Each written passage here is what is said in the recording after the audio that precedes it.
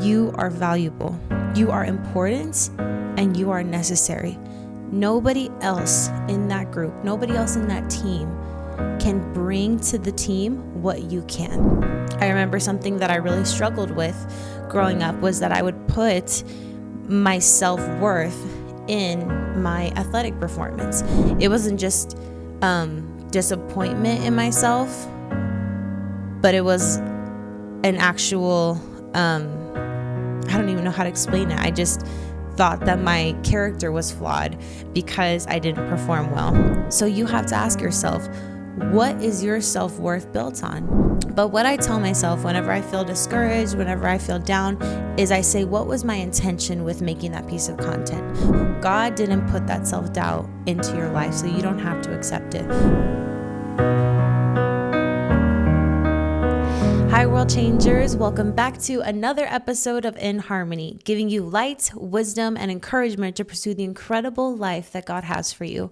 As always, my name is Laura Maluhi. I'm the host of the In Harmony podcast. Today, what I wanted to talk about is something that's been coming up a lot in my personal life and a lot in the lives of the people that I'm around as well.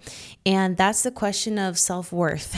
If you're anything like me, I grew up with a lot of, and I would venture to say most, if not all people, grow up with this idea that if you get good grades, you're worth more. If you perform this way, whether it's in a music performance or an athletic game of some sort, you're worth more. If you make this much money, you're worth more. It's this constant propaganda about what validates us as human beings from the time we're very young, even into our adulthood. What did you get on your report card? What did you score on that test? Did you make it into the program? Did you not make it into the program? Constantly we're inundated by people telling us that we're worth more based on our performance, based on what we do. But the truth is that a lot of people don't necessarily talk about is that your self-worth is not contingent on any of that. Who you are as a person, the incredible human being that God made you into, whether you score all A's or you score all F's, your value as a human being, your worthiness does not change. Whether you make it into the program, whether you don't make it into the program, your worthiness doesn't change. Whether you're doing a performance and 1,000 people show up or one person shows up, your worthiness doesn't change. And some scripture that kind of touches on this is Genesis 1, verse 27. So God created mankind in his own image. In the image of God, he created them. Male and female, he created them. A lot of times we're in situations, whether it's at work, whether it's on a team, whether it's any different group setting that we may be in, and we think, I have nothing to bring to the table. I'm not smart enough. I'm not good looking enough.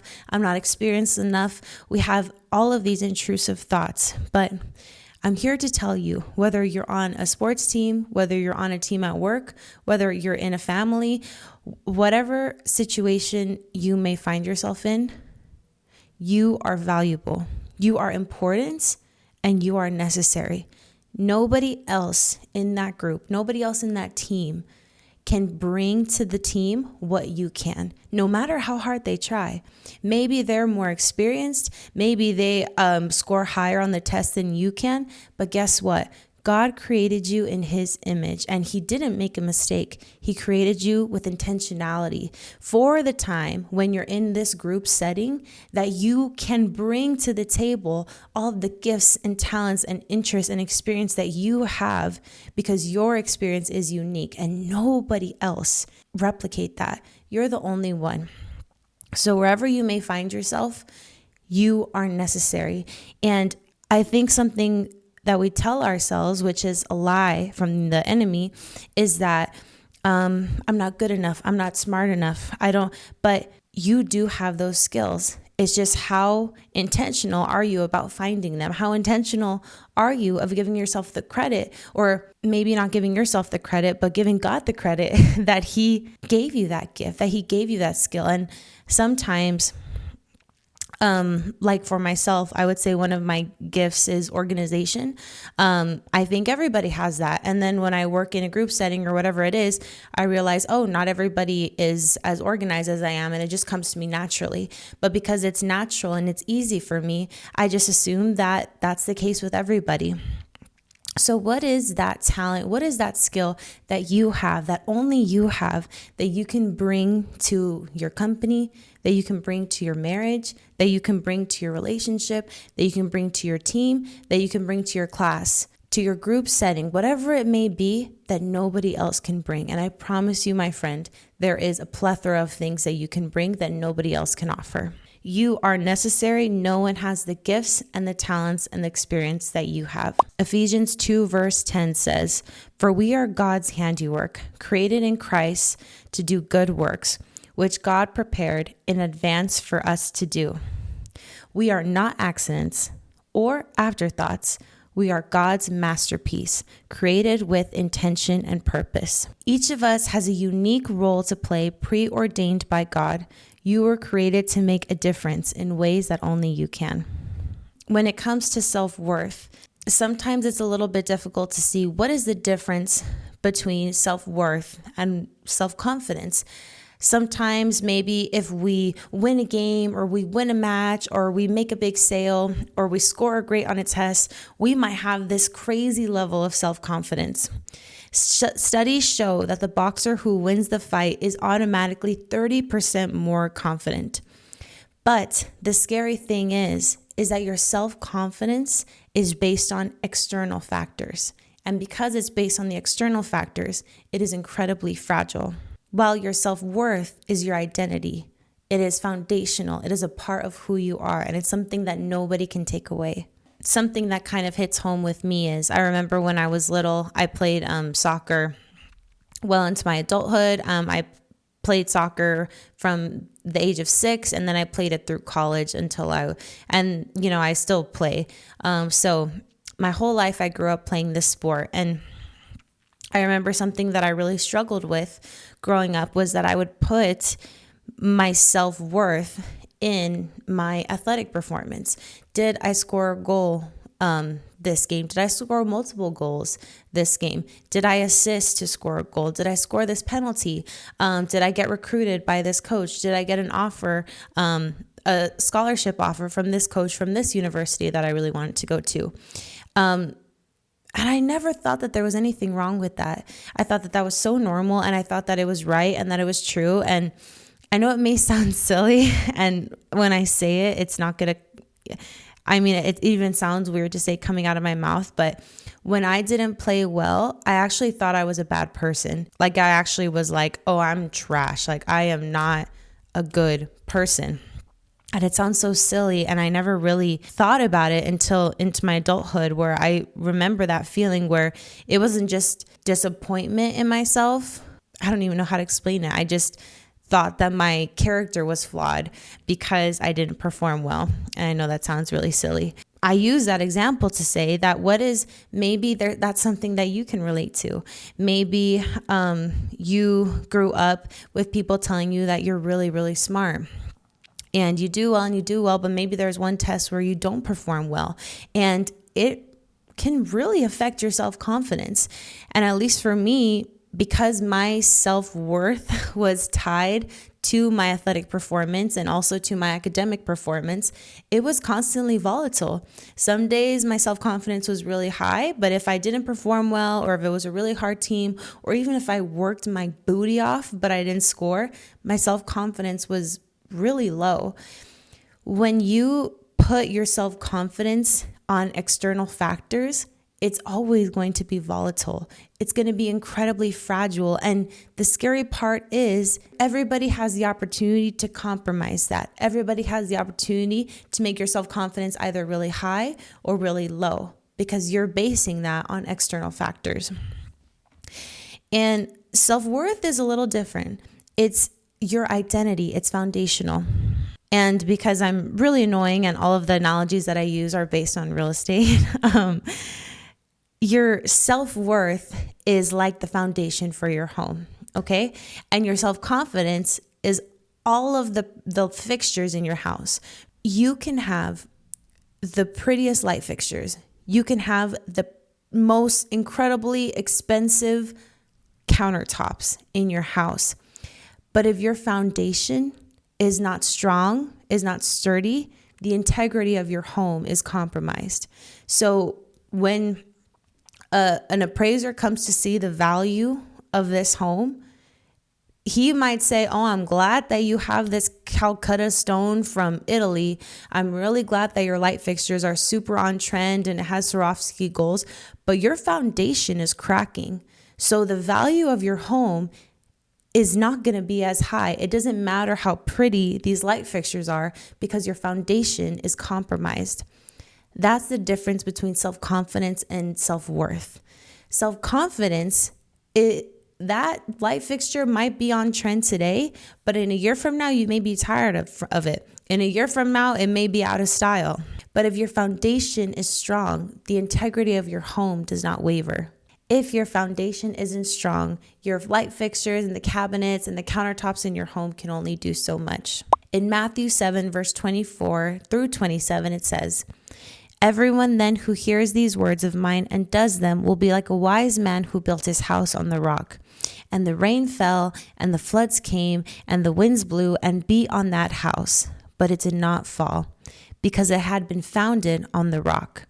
And everyone who hears these words of mine and does not do them will be like a foolish man who built his house on the sand.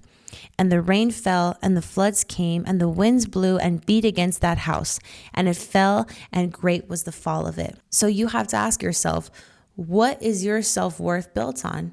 Is it built on a rock or is it built on sand? And even if you have the prettiest light fixtures, the nicest on-trend countertops, if your house is built on a sand, what value is that home going to hold? How strong and structurally sound is the home that you're building?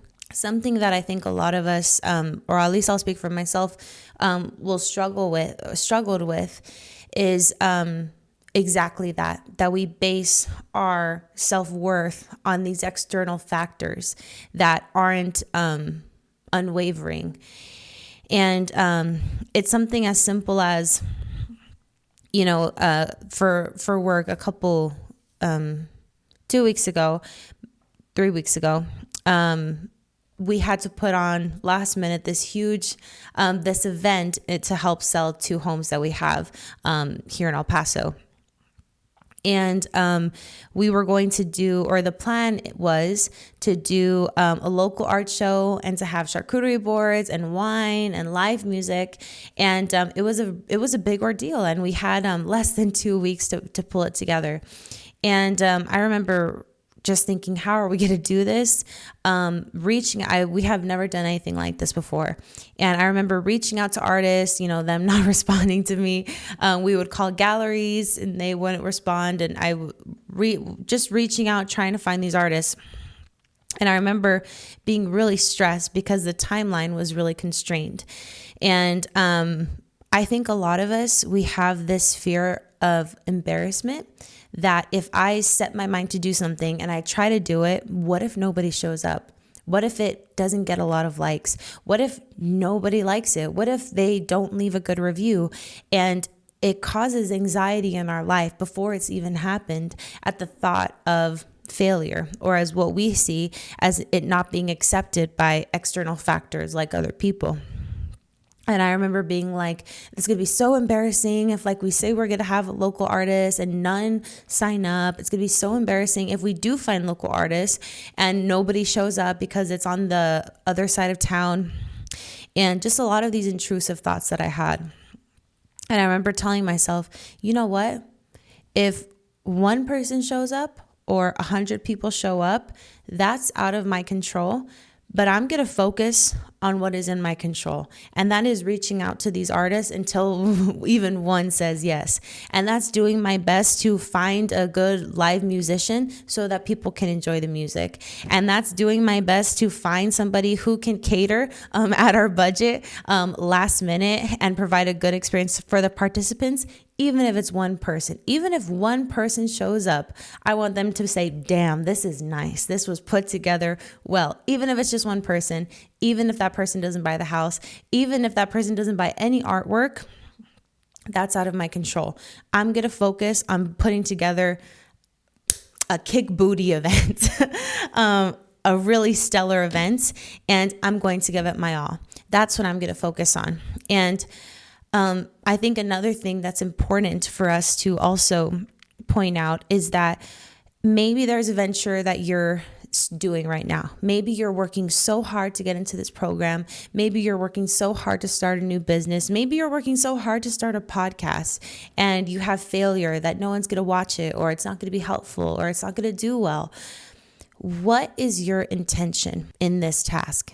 What is your intention in this venture? Is it to make a lot of money, or is it to make an impact? Is it to look like you're a higher status, or is it to uplift others? Is it to have bragging rights when you go to a gala or an event? Or is it to make a positive difference in your community and provide a good experience for your customer?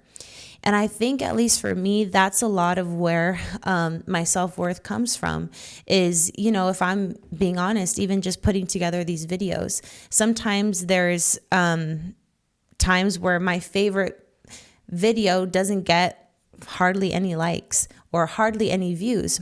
And then there's times where maybe it's not my favorite episode, but it gets a lot. Or maybe it's a really difficult episode that didn't speak to me too much, but it spoke to somebody else. And but what I tell myself whenever I feel discouraged, whenever I feel down, is I say, what was my intention with making that piece of content? What was my intention with creating that event? Was it to help people, or was it to help myself? And I think that is really, really integral when building your foundation of self-worth, is to ask yourself, what is the intention behind the things that you're doing? Because if you have the intention of fame or status or looking good or impressing other people, you are building your home on sand. But if your intention is to help people, to make a positive difference in your community, to positively impact the lives of others, that's going to be building your house on a rock. And that's something that's much more substantial and everlasting. So whatever it is that you may be doing, and I remember thinking that for this event, if one person shows up, I'm not going to be embarrassed, because I'm going to say, you know what? I gave it my all. Whether one person watches this video or whether 1,000 people watch that video, I gave it my all. And I worked hard on that outline, and I did my best to make it something valuable to help even just one person. And that's what I'm going to build my self-worth on. If 1,000 people watch it, that's great. If 1,000 people show up to the event, that is awesome. But my self-worth doesn't change, because I know my intention was the same no matter the result and no matter the acceptance of other people. That's one of the best pieces of advice that I have found in my life, is that whatever it is that you're doing, maybe you're trying to get into a certain program, starting a business, like we already said, is it in line with the knowing that you know that God put in your life? And that's the whole intention with this podcast, is I want to invigorate you, to empower you, that He gave you that for a reason. Whether it's an interest, and it's so difficult, because sometimes you really think, I am not equipped to do this. I'm not smart enough to do this. I'm not experienced enough to do this. But He doesn't call the qualified. He qualifies the call. Even at Exodus in the Bible, I was saying this analogy to my friend the other day.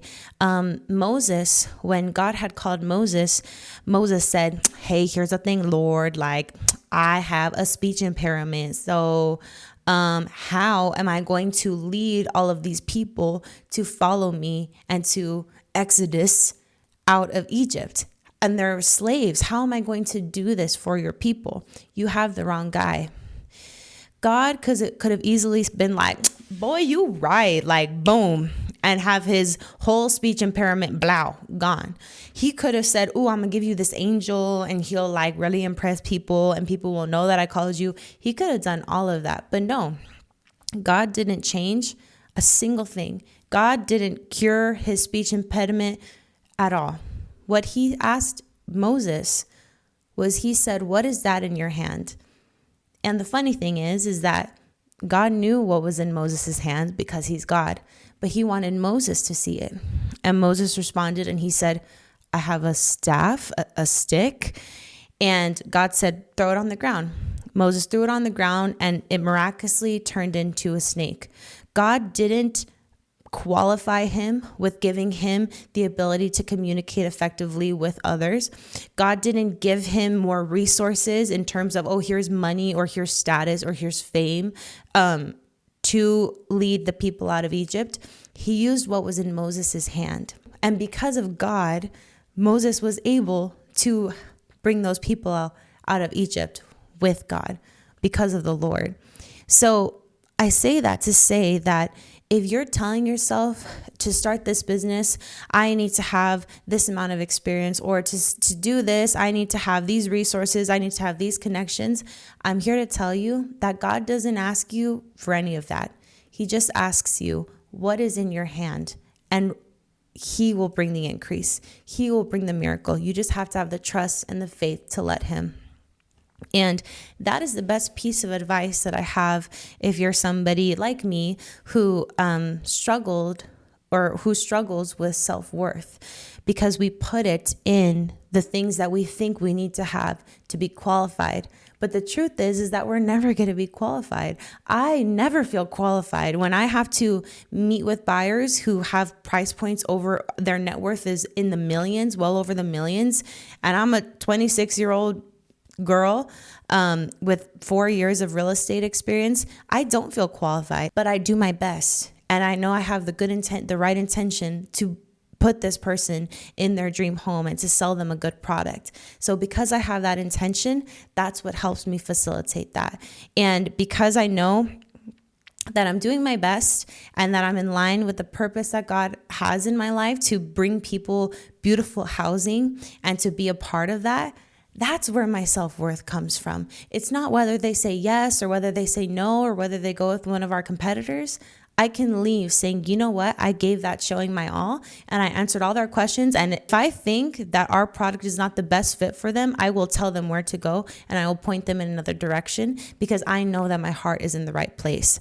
When you have your self-worth built on that, built on your intention, built on the fact that you're in line with the purpose that God has for your life, how unstoppable can you be?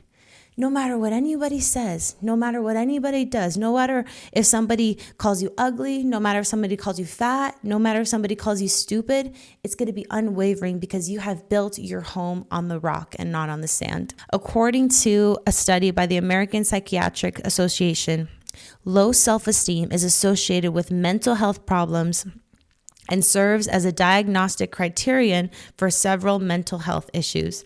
And according to a study done by Beidmeister, Campbell, and Krugel, typically those higher in self-esteem are more satisfied, happier, and have fewer negative moods.